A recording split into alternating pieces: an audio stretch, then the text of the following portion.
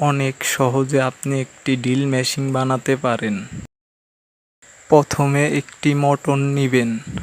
এই ছোট্ট ড্রিল মেশিনগুলি অনেক কাজে আসে। অন অফ করার জন্য একটি সুইচ লাগবে। 2টা পিভিসি পাইপ নিবেন। এভাবে ঠিক মতন মাপ দিয়ে কেটে নিবেন আপনারা। কাটা শেষ হয়ে গেলে পেন্সিল দিয়ে দাগ দিয়ে এইভাবে মার্ক করে নিবেন। তারপরে শিস কাগজ দিয়ে সুন্দর করে ঘষে এভাবে পরিষ্কার করবেন। পিভিসি পাইপটি ঘষে এভাবে সেটিং করে নেবেন ঠিক মতন যাতে বসে। এরপরে মোটরটি নেগেটিভ পজিটিভ দেখে অবশ্যই জ্বালা দিবেন। মোটরটি পাইপের ভিতর দিয়ে সুন্দর করে সেটিং করে নেবেন।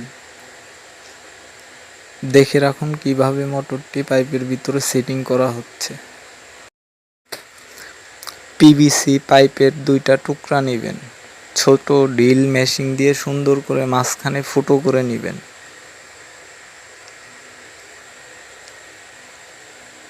পাইপের মাঝখানে বসিয়ে এভাবে সুপার গ্লু দিয়ে মোটরটি লাগিয়ে দিবেন। এমন আরও সুন্দর সুন্দর ভিডিও পেতে কমেন্ট করুন। চ্যানেলটা অবশ্যই সবাই সাবস্ক্রাইব করবেন। বাড়িতে আপনার টুকিটাকি কাজের জন্য এই ধরনের অনেক কাজে আসবে এগুলো। ধন্যবাদ।